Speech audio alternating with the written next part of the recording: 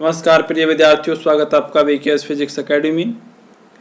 जैसा कि आप जानते हैं कि कल हमने इलेक्ट्रॉनिक्स के लेक्चर नंबर 8 के बारे में अध्ययन किया था, जो हमारे यूनिट नंबर 2 सेमीकंडक्टर का था। उस लेक्चर के अंदर हमने एक्सट्रिंसिक सेमीकंडक्टर के बारे में पढ़ा था कि जो अपद्रव्य अर्धचालक हैं उनको कैसे बनाया जाता है, कैसे हम डोपिंग करते हैं अपने नैज अर्धचालकों के अंदर, जैसे शुद्ध जर्मेनियम है, शुद्ध सिलिकॉन है, उसके अंदर हम कैसे डोपिंग करते हैं। यानी हम ऐसे इम्प्योरिटी जो मिलाते हैं, उन इम्प्योरिटी के आधार पर आप कितने टाइप की इम्प्योरिटी अशुद्धियाँ मिलाते हैं और आपके पास कितने टाइप के अपद्रव्य अर्धचालक प्राप्त होते हैं। तो कल हमने यहाँ तक तो पढ़ लिया था कि जो अपद्रव्य चालक आएंगे वो कैसे बने, कौन सी इम्प्योरिटी आप मिलाएंगे।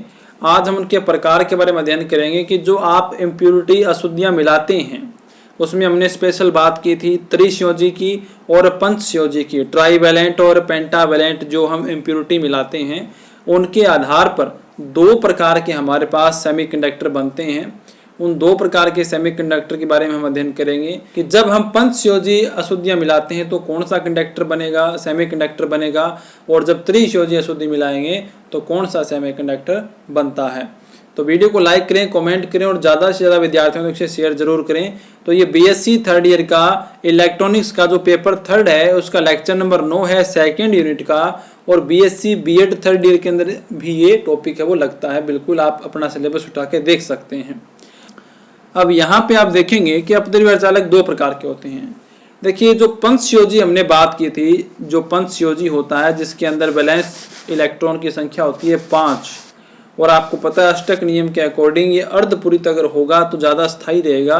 तो इसके लिए इसकी क्या प्रकृति है, इसकी प्रकृति ये है, इसकी नेचर ये है कि एक इलेक्ट्रॉन को ये त्याग दे और 4 अर्धपूरित इसमें हो जाएंगे तो ये ज़्यादा स्थायी हो जाएगा। तो इसकी नेचर एक इलेक्ट्रॉन को त्यागने की है, इसी वजह से हमने इसको दाता परमाणु कहा था, डोनर एटम इसको हम कहते हैं। और आपको पता है जब भी कोई परमाणु इलेक्ट्रॉन को त्यागता है तो हमेशा वो क्या बन जाएगा, धनायन बन जाएगा, और जब इलेक्ट्रॉन को कोई परमाणु ग्रहण करेगा तो क्या बन जाएगा, ऋणायन बन जाएगा। ये आपको ध्यान रखना, ये आपको पता ही है, बेसिक सी बात है। अब इसके अंदर होगा क्या, जब हम पंचसंयोजी अशुद्धियाँ मिलाएंगे तो ज़्यादा इलेक्ट्रॉन निकलेंगे क्योंकि वो इलेक्ट्रॉन को त्यागेंगे, और जब इलेक्ट्रॉन निकलेंगे तो वहाँ पर उस कंडक्टर में, उस सेमीकंडक्टर जो बनेगा उसमें इलेक्ट्रॉनों की क्या हो जाएगी, अधिकता हो जाएगी। उन इलेक्ट्रॉनों की अधिकता होने से वो जो सेमीकंडक्टर बनेगा उसे बोलेंगे एन टाइप सेमीकंडक्टर, क्योंकि एन का मतलब है नेगेटिव नंबर से, क्योंकि इलेक्ट्रॉन इसमें बहुत ज़्यादा हैं। तो इसका मतलब जो मैक्सिमम वहाँ पे जो आवेश वाहक हैं वो इलेक्ट्रॉन्स हैं, उसी वजह से इलेक्ट्रॉन पे नेगेटिव चार्ज होता है, तो इसका नाम रख दिया एन टाइप सेमीकंडक्टर। आइए डिटेल से इसको पढ़ते हैं। यदि जर्मेनियम या सिलिकॉन अर्धचालक में पंचसंयोजी तत्व जैसे फास्फोरस, आर्सेनिक या एंटीमनी मिलाएं तो हमें जो अर्धचालक प्राप्त होगा उसे आप एन टाइप अर्धचालक बोलेंगे। क्यों बोलेंगे ये मैंने आपको बता दिया, क्योंकि दाता अशुद्धि में 5 संयोजी इलेक्ट्रॉन होते हैं, जिनमें से 4 संयोजी इलेक्ट्रॉन क्या करेंगे, जो जर्मेनियम और जो सिलिकॉन है जिसके साथ आप अशुद्धियाँ मिला रहे हो उनके 4 इलेक्ट्रॉनों के साथ क्या बना लेंगे, सहसंयोजी बंध बना लेंगे, कोवलेंट बॉन्ड बना लेंगे। और जो एक इलेक्ट्रॉन फ्री रह जाएगा वो आपको पता ही, वो फ्री रहेगा उसके अंदर उस स्ट्रक्चर में, और फ्री रहेगा तो वो क्या करेगा, मूवमेंट करेगा। अब वो तो एक ही बात है, जब हम बहुत सारे एटम मिलाते हैं, यानी हम अगर थोड़ा सा आधा ग्राम की भी बात करें, मतलब आपको पता है एटम बहुत ही छोटा होता है, हम आंखों से देख नहीं सकते हैं, तो हम ग्राम की तो बात वैसे काल्पनिक रूप से मैं कर रहा हूँ, लेकिन आपको पता है एएमयू के अंदर उसका जो द्रव्यमान वो मापा जाता है, तो बहुत ज़्यादा संख्या में इलेक्ट्रॉन वो देते हैं। इसी वजह से क्या होता है, उनकी चालकता बढ़ जाती है। इस प्रकार से ऐसे अर्धचालकों में इलेक्ट्रॉनों की संख्या क्या हो जाएगी, बहुत ज़्यादा हो जाएगी, इलेक्ट्रॉनों की संख्या बहुत ज़्यादा हो जाएगी। और जिनकी संख्या ज़्यादा होती है उन्हें बहुसंख्यक मेजॉरिटी चार्ज कैरियर बोलते हैं, और जिनकी संख्या कम होती है उन्हें माइनॉरिटी चार्ज कैरियर यानी अल्पसंख्यक बोला जाता है।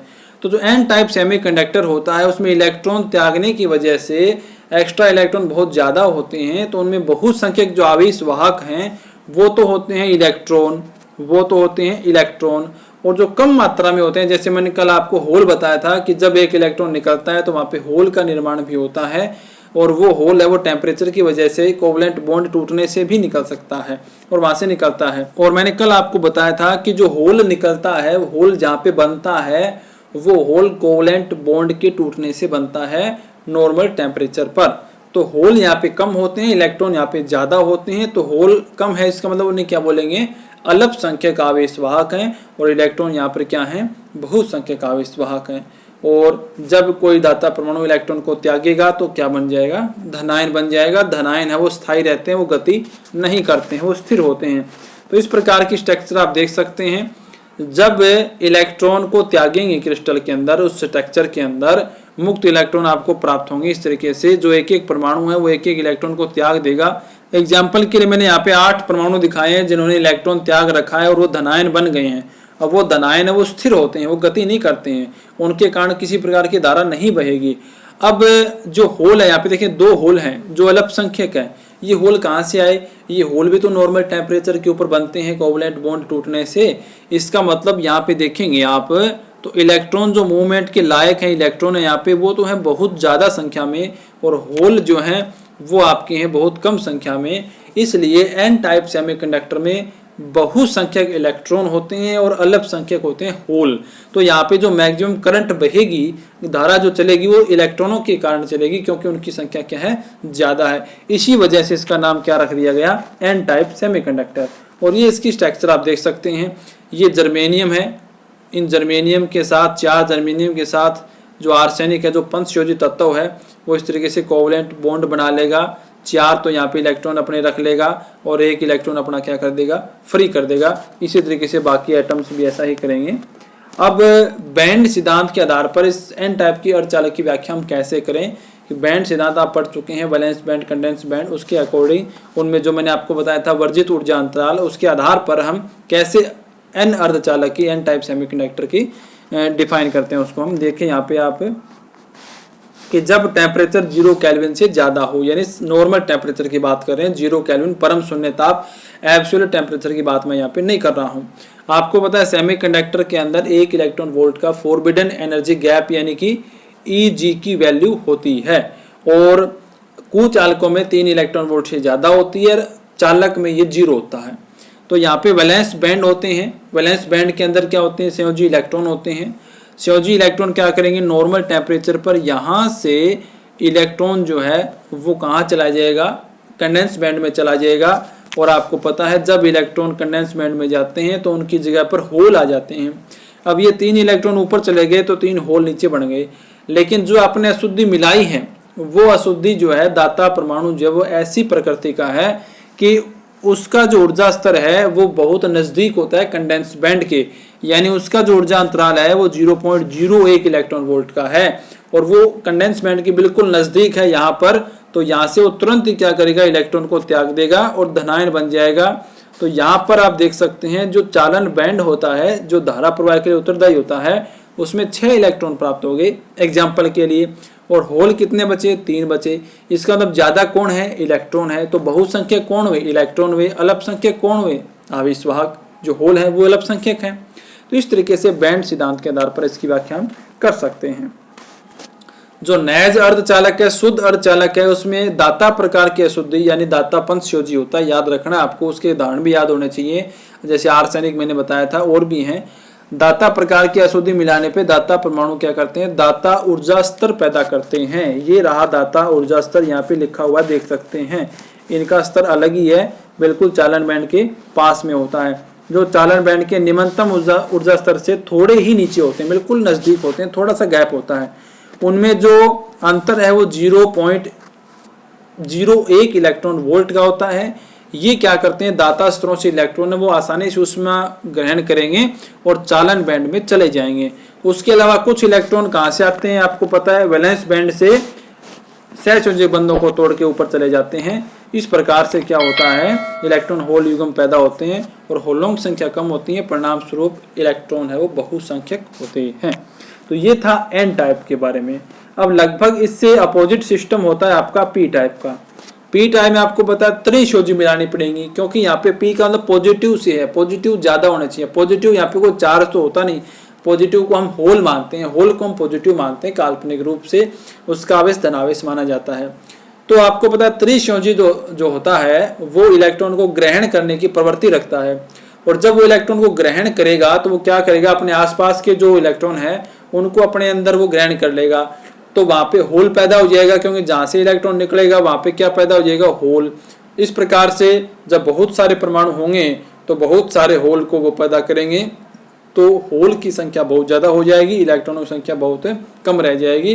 तो इसमें बहुसंख्यक होल हो जाएंगे, अल्पसंख्यक इलेक्ट्रॉन हो जाएंगे। तो आपको थोड़ा याद रखना है कि पी टाइप का मतलब देखें पॉजिटिव नंबर मैक्सिमम, यानी होल होते हैं पॉजिटिव यहाँ पे सेमीकंडक्टर में, और एन टाइप का मतलब नेगेटिव नंबर मैक्सिमम, और नेगेटिव कौन होता है, इलेक्ट्रॉन होता है। तो ऐसे आप थोड़ा याद रखें इसको। यदि जर्मेनियम और सिलिकॉन अर्धचालक में त्रिसंयोजी तत्व जैसे एल्यूमिनियम, बोरोन, इंडियम, गैलियम आदि को मिलाएं तो आपको पी टाइप का सेमीकंडक्टर प्राप्त होगा, क्योंकि पी टाइप वाले क्या होते हैं, ये आपका जो त्रिसंयोजी है वो क्या होते हैं, ग्राही होते हैं, वो ग्रहण करने वाले प्रवृत्ति इनकी होती है। तो ये त्रिसंयोजी इलेक्ट्रॉन होते हैं, उनमें 3 संयोजी इलेक्ट्रॉन होते हैं, जो क्या करेंगे, 3 तो जर्मेनियम या सिलिकॉन के साथ बना लेंगे बंद, बाकी जो एक खाली बचेगा उसको पूरा करने के लिए अपने आसपास के इलेक्ट्रॉनों को अपने अंदर वो क्या कर लेंगे, समा लेंगे। इस प्रकार से जहां से इलेक्ट्रॉन निकल के इसमें आएगा वहां पर क्या पैदा हो जाएगा, होल पैदा हो जाएगा, उसे होल से व्यक्त करेंगे, यानी इस प्रकार से होल का नंबर वहां पे बढ़ जाएगा।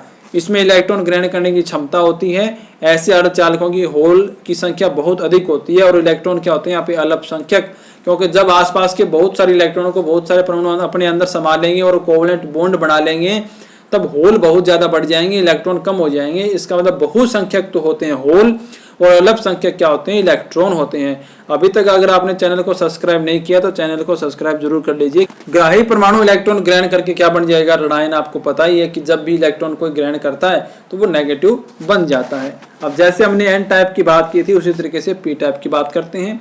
आपको पता है ये नेगेटिव जो आयन है वो स्थिर आयन है, क्योंकि ये कौन से हैं, जिन्होंने ग्रहण किया है इलेक्ट्रॉन को, और इलेक्ट्रॉन ग्रहण करने से क्या बनता है, होल का निर्माण होता है। तो जितने नेगेटिव आयन यहाँ पे बने हैं 6 मैंने 8 मैंने यहाँ पे दिखा रखे हैं, तो यहाँ पर आपको देखना है 8 यहाँ पे क्या होने चाहिए, होल होने चाहिए। जितने नेगेटिव आयन है उतने ही होल हैं। उसके अलावा 2 एक्स्ट्रा होल देखें यहाँ पे, ये दिखाई दे रहे हैं आपको। ये होल कहाँ से आए हैं, ये होल जो बचा हुआ कोई सहसंयोजक बंध टूटेगा कहीं से, तो उससे जो इलेक्ट्रॉन बाहर निकलेंगे उन इलेक्ट्रॉन की जगह क्या बन जाएगा, होल बन जाएगा। तो आप टोटल मिला के देख सकते हैं इस कंडीशन में कि इलेक्ट्रॉन तो जैसे एग्जांपल की तरफ से 2 ही हैं, लेकिन होल बहुत ज़्यादा हैं।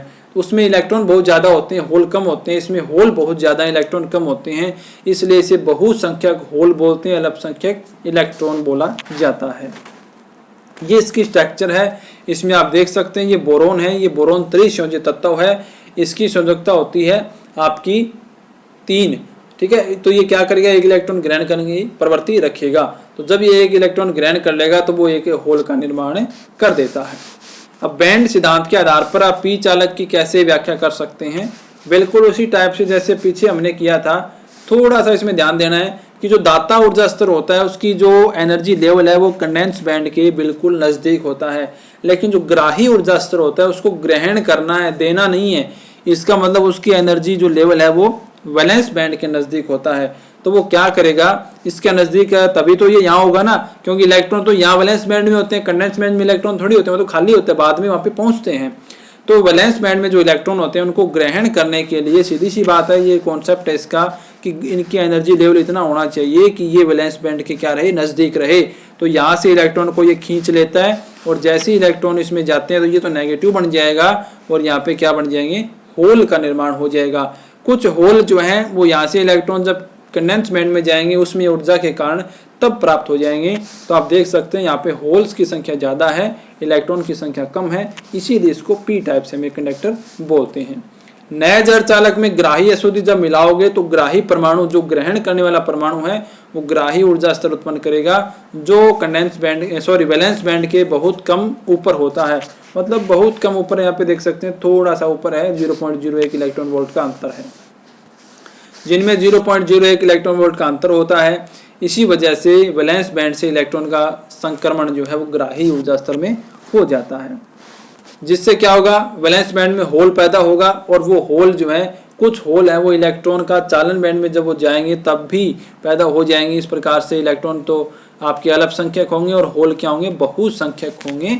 तो और जो आपका आयन जो आपका ऋणात्मक आयन बनेगा वो कब बनेगा, वो जब अशुद्धि परमाणु इलेक्ट्रॉन को ग्रहण करेगा तब बनेगा।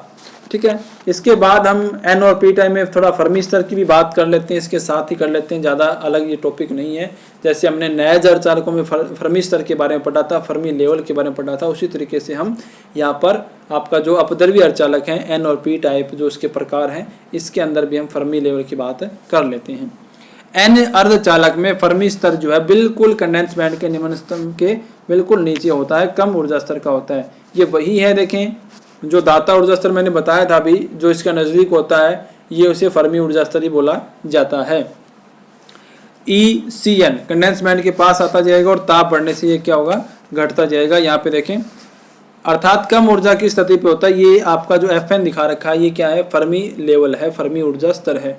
ये वैलेंस का है और ये कंडेंस का है ऊपर। दाता परमाणु घनत्व बढ़ने से, यानी दाता परमाणु घनत्व यानी जब आप अशुद्धियां मिला रहे हो बहुत ज़्यादा पंचयोजी की, तो वो जब बढ़ेंगी तो उसमें क्या होगा कि ये जो ऊर्जा स्तर है फर्मी लेवल है, इसके पास आता जाएगा, नज़दीक आता जाएगा, बहुत ज़्यादा इलेक्ट्रॉन त्यागने लग जाएगा।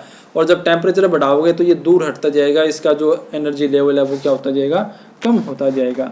इस तरीके से p टाइप में इसका उल्टा होगा, क्योंकि उसमें क्या होता है, जो एनर्जी लेवल है वो नीचे की तरफ होता है, यहाँ पर होता है।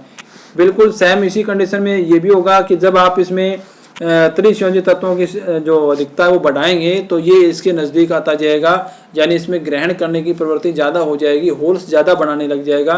लेकिन टेम्परेचर बढ़ाओगे तो ये क्या होगा, इसका गैप है वो ज़्यादा होने लग जाता है। इस तरीके से प्रैक्टिकली इनका व्यवहार होता है। तो ये था हमारा n और p टाइप सेमीकंडक्टर के बारे में। और आपको वीडियो अच्छी लगे तो वीडियो को लाइक करें, कमेंट करें और ज़्यादा से ज़्यादा विद्यार्थियों तक शेयर जरूर करें, क्योंकि आपको फ्री में नोट्स मिल रहे हैं। नेक्स्ट वीडियो में धन्यवाद।